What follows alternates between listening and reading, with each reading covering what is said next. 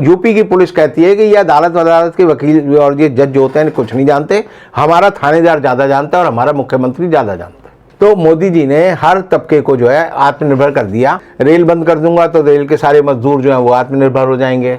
Airlines भेज दूंगा तो एयरलाइंस में जो काम करने वाले लोग हैं वो आत्मनिर्भर हो जाएंगे। किसान बिल ले आऊँगा तो किसानों की ज़मीन खरीद लेंगे तो किसान जो है आत्मनिर्भर हो जाएंगे। मजदूरों की नौकरी चली जाएगी तो वो आत्मनिर्भर हो जाएंगे। स्कूल बंद हो जाएंगे तो बच्चे आत्मनिर्भर हो जाएंगे। आत्मनिर्भर मतलब कि हमारे भरोसे मत रहो, सरकार के भरोसे ना रहो, भगवान के भरोसे रहो या अपने भरोसे रहो। और ट्रंप ने को ये कहा कि नमस्ते ट्रंप, तो वो नमस्ते ट्रंप ऐसी हुई कि बिल्कुल नमस्ते ट्रंप हो गई कि अमेरिका के लोगों ने जो है ट्रंप को नमस्ते कर दिया। मोदी जी बड़े चतुर आदमी हैं। उन्होंने जब कहा था आपदा में अवसर, तो उन्होंने आपदा में अवसर ढूंढ लिया।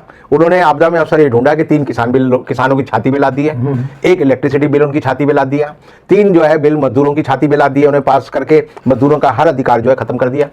और आपदा में अवसर ये हुआ कि सरकार ने देश की 680 कंपनियों में से जो है 120 कंपनियों को भेज दिया। तो सबके लिए कागज दिखाना जरूरी है। सिर्फ जो है भारतीय जनता पार्टी के लोगों को कोई कागज नहीं दिखाएंगे। उन्होंने कहा कि पीएम केयर फंड है उसके कागज नहीं दिखाएंगे, मोदी जी की डिग्री है वो नहीं दिखाएंगे, स्मृति ईरानी की डिग्री है वो नहीं दिखाएंगे।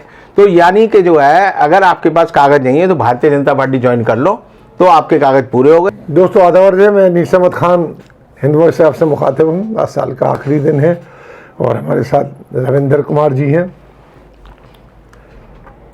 अब साल का जो विश्लेषण वैसे तो सभी लोग कर रहे हैं, आप कई चैनल पे देख रहे हैं। मैं चाहता हूँ कि रविंदर जी आपको बहुत बहुत स्वागत है। मैं चाहता हूँ कि साल ख़त्म हो रहा है, 2020 ख़त्म हो रहा है एक किस्म से, इसको आजकल 2020 कहने लगे। बिल्कुल। इसमें जो घटित हुआ उसका एक लेखा जोखा हम चाहते हैं आपसे। जी जी जी। आप कैसे देख रहे हैं इस पूरे साल को? आपने जनवरी से लेके जी आज आखिरी दिन है, तो आप बताएं इसको। आप देखिए, हर साल के साथ कोई ना कोई मान्यता जुड़ जाती है कि इस साल में ये हुआ, इस साल में ये हुआ, इस साल में ये हुआ। लेकिन जो 2020 है, जब ये शुरू होने वाला था तो हिंदुस्तान के लोग बहुत ज़्यादा खुश थे। वो इसलिए थे क्योंकि क्रिकेट हमारे यहाँ एक तरह से रिलीजन की तरह था और लोग कहते थे जीवन में मैच में 2020 हो रहा है, तो अब जो है साल का 2020 है तो देखते हैं क्या होता है। लेकिन ये जो एक तरह से 2020 का जो साल है, ये एक तरह से एक ऐसा साल है जिसे कोई आदमी अपने जीवन में याद नहीं रखना चाहेगा। उसके मन में जो है जैसे 2020 कहते ही आदमी को जो यादें हैं साल की, वो ऐसी हैं जो एक तरह से गमगीन करने वाली है। 420 है, बहुत बुरा है। जैसे आप लगाएंगे हिसाब तो हर आदमी मिलेगा कि उसका कोई ना कोई बहुत करीबी आदमी इस 2020 में गुजर गया। और बड़ा अफसोस होता है कि हमारे बड़े प्यारे और ऐसे लोग जिनको हम अपना समझते हैं वो हमारे बीच में नहीं रहे। और ये साल ऐसा है जिसमें हर एक को उसने दर्द दिया है लेकिन उसकी दवा नहीं दी। यानी 2020 में जब कोरोना शुरू हुआ तो ये था कि ये कहा गया कि वैक्सीन आने वाली है, अभी 2-4 दिन में आ जाएगी, 2-4 महीने में आ जाएगी।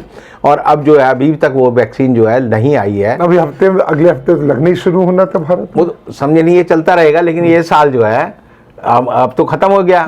12 घंटे बाद, 14 घंटे बाद तो कुछ नहीं बचा। तो ये साल जो है हिंदुस्तान ही नहीं बल्कि पूरी दुनिया के इतिहास में एक ऐसा साल है जिस साल को जो है लोग भूलना चाहेंगे और याद नहीं करना चाहेंगे।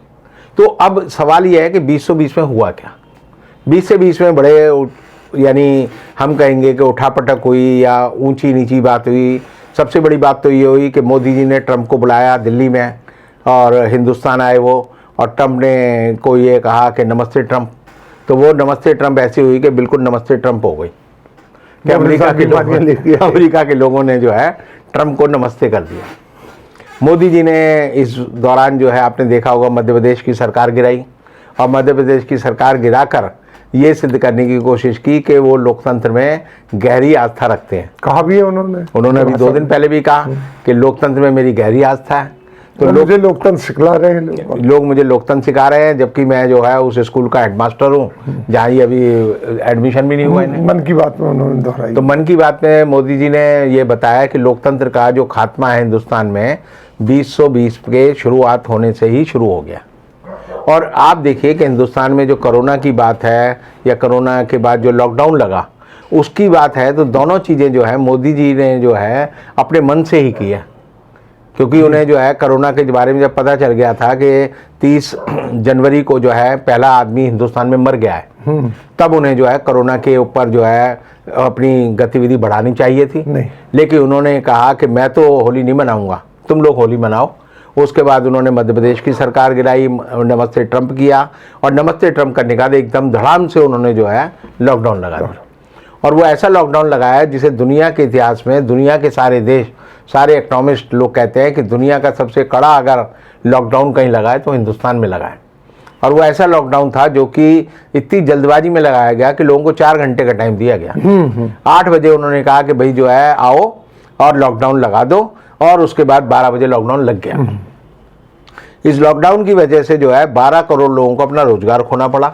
4 करोड़ लोग जो है अपने गांव में पैदल जाने के लिए मजबूर हुए। उनको रास्ते में पुलिस ने खूब पीटा। जितने केस जो है अत्याचार पुलिस, यूपी की पुलिस, बिहार की पुलिस या और जगह की पुलिस कर सकती थी उसने किया, और उनकी बड़ी दर्दनाक तस्वीरें जो है हम लोगों के सामने आई। और ये जो पूरा आप देखेंगे कि 2020 ने हिंदुस्तान की इकनॉमी को बर्बाद कर दिया। लेकिन मोदी जी बड़े चतुर आदमी हैं। उन्होंने जब कहा था आपदा में अवसर, तो उन्होंने आपदा में अवसर ढूंढ लिया। उन्होंने आपदा में अवसर ये ढूंढा कि 3 किसान बिल किसानों की छाती पे लाद दिए, 1 इलेक्ट्रिसिटी बिल उनकी छाती पे लाद दिया, 3 जो है बिल मजदूरों की छाती पे लाद दिए, उन्हें पास करके मजदूरों का हर अधिकार जो है ख़त्म कर दिया। और आपदा में अवसर ये हुआ कि सरकार ने देश की 680 कंपनियों में से जो है 120 कंपनियों को बेच दिया। अभी और बिक रहा है। वो तो बेचेंगे। वो तो इसलिए हुआ कि जो खरीदार अभी नहीं मिल रहे, अडानी अंबानी जो है इस चक्कर में फंस गए किसान बिल के और मजदूर बिल के, तो इसलिए जो है सरकार जरा अभी छटपटा रही है। लेकिन मोदी जी का जो काम है वो उन्होंने पूरा किया, और आपदा में अवसर को लेकर उन्होंने जो है सबके अपने 2 दोस्त जो थे उनके, अडानी अंबानी, उनको दुनिया के सबसे अमीर लोगों की, यानी आपदा में अवसर 2020 में जी हाँ, मोदी जी को मिला और किसी को, मोदी जी को मिला और अडानी अंबानी को मिला। वो तो, और बाकी लोगों को उन्होंने कहा आत्मनिर्भर बनो। आत्मनिर्भर कैसे बनोगे? रेल बंद कर दूंगा तो रेल के सारे मजदूर जो हैं वो आत्मनिर्भर हो जाएंगे। एयरलाइंस भेज दूंगा तो एयरलाइंस में जो काम करने वाले लोग हैं वो आत्मनिर्भर हो जाएंगे। किसान बिल ले आऊँगा तो किसानों की ज़मीन खरीद लेंगे तो किसान जो है आत्मनिर्भर हो जाएंगे। मजदूरों की नौकरी चली जाएगी तो वो आत्मनिर्भर हो जाएंगे। स्कूल बंद हो जाएंगे तो बच्चे आत्मनिर्भर हो जाएंगे। तो मोदी जी ने हर तबके को जो है आत्मनिर्भर कर दिया। आत्मनिर्भर मतलब कि हमारे भरोसे मत रहो, सरकार के भरोसे ना रहो, भगवान के भरोसे रहो या अपने भरोसे रहो। तो सरकार जो बीच में थी हमारे और दूसरे व्यक्ति के बीच में, वो नाम की चीज़ जो है गायब हो गई। आप देखेंगे कि जो घाटे में चीज़ चलती है उसको वो कहते हैं जी इसे भेज दो। अभी देखो हिंदुस्तान का जो बजट है, हिंदुस्तान की जो अर्थव्यवस्था है -25.3% गिर गई। फिर दूसरे दौर में जो है -8 पॉइंट गिर गई। इस बार बजट आएगा कि नहीं आएगा? नहीं, वो तो भारत सरकार घाटे में चल रही, तो भारत सरकार भी भेज दो। बचा क्या है? जो चीज़ भाई भारत सरकार के पास क्या है? अब भारत सरकार के पास वो कहते हैं अशोक होटल बेचना है, आपने खबर पड़ी होगी। बिल्कुल। कभी कहेंगे कुतुब मीनार बेच दो, फिर आएगा जी ताजमहल बेच दो, फिर जो है आएगा कि जी और जो चीज़ें हैं संसद बेच दो, क्योंकि पुरानी संसद का तो बिल्डिंग बेकार हो गई है, तो संसद की ज़रूरत नहीं, तो उसे बेच दो। तो बेचने में जो है ये 2020 इस बात के लिए माना जाएगा कि हिंदुस्तान ने 70 साल में आज़ादी के बाद जितनी इमारतें, बुलंद इमारतें खड़ी की थी, उनको मोदी जी ने जर्जर करके जो है कौड़ियों के दाम बेच दिया। तो मोदी जी और 2020 हमारी दुनिया के लिए, अगर हम वैसे दुनिया के हिसाब से देखें तो दुनिया में जो है कोरोना बार बार लौट आता है, और लौट आता है और लौट के बार बार हमारी जो दुनिया की जो जनता है उसके मन में एक खौफ पैदा किया, और कोरोना को लेकर एक बहस जो लगातार चलती रही है कि क्या कोरोना वास्तव में है या झूठ मूठ है। तो मेरा ये मानना है कि जहाँ हिंदुस्तान में भीड़ इकट्ठी होती है वहाँ कोरोना नहीं मिलता। बिहार में चुनाव हुए वहाँ कोरोना नहीं मिला, मोदी जी के रैलियों में कोरोना, मोदी जी की रैली में नहीं मिला, अमित शाह ने रैली की उसमें नहीं मिला, मध्य प्रदेश में चुनाव हुए उस रैलियों में नहीं मिला, बिहार के चुनाव हुए वहाँ नहीं मिला, किसान आंदोलन हो रहा है वहाँ नहीं मिला। लेकिन वो कहाँ मिलता है? इक्के दुक्के आदमी को पकड़कर। मेरा जो अनुभव है वो ये है कि जो अस्पताल चला गया वो नहीं लौट के आया। जैसे मैं हमेशा कहता हूँ बनारस के जो ठग होते हैं उनका एक असूल था वो असूल था कि पहले तो वो किसी के ठग करके उसको जो है लूटते थे, और लूटने के बाद जो है जब सारा चीज़ वो लूट लेते थे उसके बाद उसको कूटते थे। तो आदमी जिसको कूटते थे वो कहता था भाई तुमने मुझे लूट लिया, मेरी जान तो बख्श दो। तो वो कहते थे नहीं, हम जो है मेहनत की कमाई खाते हैं, पहले तुम्हें लूटेंगे फिर तुम्हें कूटेंगे कि कूटे बिना अगर तुम चले गए तो तुम कहोगे कि इन्होंने हमें लूट लिया। तो हम अपनी पसीने की कमाई खा रहे हैं। तो हमारे अस्पताल जो है वो जो भी आदमी जाता है, मैंने जितने भी लोग देखे, मेरे परिचित कम से कम 20-25 लोग गए, उनमें से उनको किसी का बिल 8 लाख का बना, किसी का 10 लाख का बना, किसी का 12 लाख का बना। परिवार भी मार देते हैं साथ। हाँ, सारे के सारे मर के ही आए, और मरने के बाद जो है थैली में उनके शव आए, और उनको जो है हमने खुद देखा कि भाई उनको बिना शक्ल दिखाए जो है फूंक दिया। शक्ल तो दिखाते नहीं आपने देखा ना, कारपोरेशन ने एक आदमी को जो इरविन हॉस्पिटल में भर्ती था उसको डेथ सर्टिफिकेट जारी कर दिया कि भाई तू फलाने तारीख को मर गया। तो उसने कहा कि भाई मैं जिंदा हूँ। तो सारे अखबारों में खबर छपी गई, तो कह रहे हैं जिंदा है। लेकिन जब सरकार ने मान लिया आंकड़े में तुम मर गए तो कैसे कहोगे हम जिंदा है? क्योंकि ये सरकार तो जो है आंकड़ों में चलती है। अब सीए में जो है जब ये लाए थे तो हर एक से कहते थे भाई तुम कागज दिखाओ। हाँ, कागज दिखाओ। तो कागज दिखाओ का मतलब यही था कि तुम अपने कागज दिखाओगे तो किसी का डेथ सर्टिफिकेट तैयार हो गया तो हम कैसे मान लें कि आदमी जिंदा है? तो वो तो मर गया। तो सीए में जो ये व्यवस्था सरकार ने की है कि कागज दिखाओ, तो सबके लिए कागज दिखाना जरूरी है। सिर्फ जो है भारतीय जनता पार्टी के लोगों को कोई कागज नहीं दिखाएंगे। उन्होंने कहा कि पीएम केयर फंड है उसके कागज नहीं दिखाएंगे, मोदी जी की डिग्री है वो नहीं दिखाएंगे, स्मृति ईरानी की डिग्री है वो नहीं दिखाएंगे। तो यानी कि जो है अगर आपके पास कागज नहीं है तो भारतीय जनता पार्टी ज्वाइन कर लो तो आपके कागज पूरे हो गए। अदरवाइज जो है अगर आपके भारतीय जनता पार्टी में नहीं है तो इस साल में सबसे ज़्यादा दुरुपयोग अगर किसी संस्था का हुआ है तो वो ईडी का हुआ है, सीबीआई का हुआ है, एनआईए का हुआ है, और जो पुलिस है उनका हुआ है। आप देखेंगे उत्तर प्रदेश में वो लव जिहाद चला तो किसी को भी उठा के बंद कर देते हैं। मुसलमान आदमी होना चाहिए और लड़की हिंदू होनी चाहिए। और उसके बाद आप देखिए कि दिल्ली हाई कोर्ट ने कहा कि भाई ये जो है अगर दो आदमी व्यस्क हैं और वो अपने साथ घूम रहे हैं तो उसमें अदालत को या पुलिस को कोई जरूरत नहीं है। इलाहाबाद में भी तो ऐसी, इलाहाबाद हाई कोर्ट ने कहा, अभी कलकत्ता हाई कोर्ट ने कहा, उससे पहले मध्य प्रदेश हाई कोर्ट ने कहा। यानी लगातार अदालतें कह रही हैं कि ये अपराध नहीं है, और यूपी की पुलिस कहती है कि ये अदालत के वकील और ये जज जो होते हैं कुछ नहीं जानते, हमारा थानेदार ज़्यादा जानता है और हमारा मुख्यमंत्री ज़्यादा जानता है। तो योगी जी ने जो है कानून को एक तरह से अपने पिंजड़े में तोते की तरह कर लिया है, और इसीलिए आप देखेंगे कि लव जिहाद हो या और दूसरे अत्याचार हो, जिसको योगी जी ने बंद किया उसको जो है अदालत ने छोड़ दिया। एक आदमी ने कहा कि यूपी में जंगल राज है, तो इलाहाबाद हाई कोर्ट ने कहा कि जंगल राज कहना जो है कोई गलत बात नहीं है, ठीक बात है, आप कह सकते हो। लेकिन जो है सरकार जो है अपनी बेशर्मी पे उतरी हुई है। और एक 2020 की सबसे बड़ा सीख जो है वो ये है कि सरकारें बिल्कुल जो है जनता के विरोधी हो गई हैं। जो मीडिया है वो बिल्कुल जनता के खिलाफ हो गया है। यानी इस साल में जो अगर हम रैपअप करें तो पाएंगे कि कोई भी मीडिया हाउस, चाहे वो रिपब्लिक टीवी हो या जी टीवी हो या आज तक हो या आप जो है टाइम्स नाउ हो, आप जो है इन सबको देखेंगे तो इनके सारे एडिटर जो हैं उनको जनता से कोई मतलब नहीं। किसी ने कोई जो है विकास की खबर नहीं दी, किसी ने कहीं समस्या की खबर नहीं दी, वो सिर्फ अपने हिंदू मुसलमान के एजेंडे पे। और कंगना रनावत हो गई, या मोदी जी के कैसे जूते हैं, मोदी जी कैसे खाना खाते हैं, मोदी जी कैसे तोतों को सहलाते हैं, मोदी जी कैसे मोर को अनार खिलाते हैं, इसी में लगे रहे। और उन्होंने जो है मोदी की महिमा जो है करने में कोई कसर नहीं छोड़ी।